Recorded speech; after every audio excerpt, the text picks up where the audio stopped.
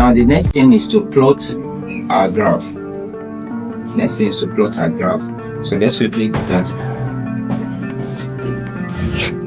Now let's plot our graph, which is very important. And don't forget, for graph, you have to distinguish your axis. That will give you 1 mark. You have to also use a good scale. That will also give you 1 mark.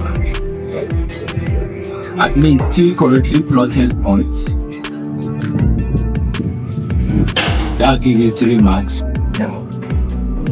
Then line of best fit. That gives you 1 mark. So on that graph, you are going to be having about 6 marks. Under your table, you have about 10 marks. Now let's do this. So first thing, let's distinguish our axis. We have to plot the value of V on the vertical axis and the value of U on the horizontal axis.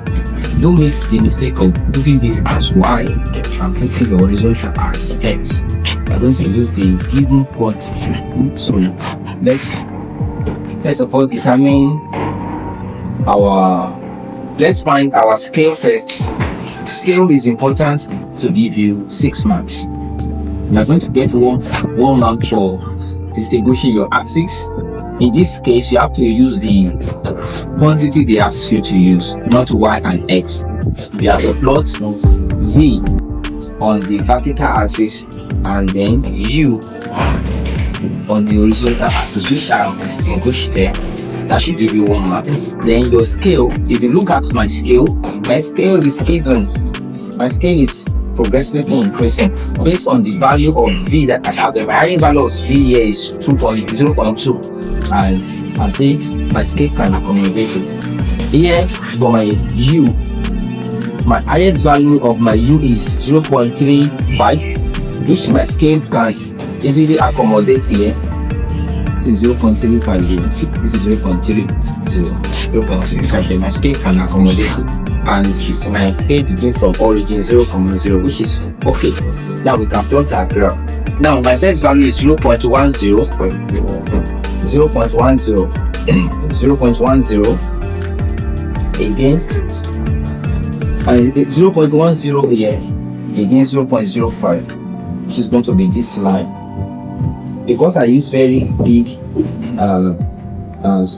scale, I can easily read all my points. I'm plotting this point against this point here. So this is my first point here. This one. Then my next point is 0.2 against 0.10. 0.2 here against 0.10, which is going to be this point. Yeah. Then I have 0.10 again against 0.25. 0.25 here, 0.25 against 0.10. This is this one. And then I have 0.15. 0.15. Oh, sorry, 0.3 against 0.15. 0.3 against 0.15. 0.15. This is a point here. That's the point there. Then my last point, 0.35 against 0.20. This 0.20 here, and this 0.35 here. That's one point. Now, so 3 points correctly plotted should give me my 3 marks there. Then my line of best fit. If you look at it, my ruler is not long enough, but let me start from here. I think I have this. This is my line of best fit. Definitely. See. So this is my line of best fit. As you can see that It's not compulsory to catch 3 points, and it's not compulsory to catch all the 5 points, but the lines must be evenly, the points must be evenly distributed around the line.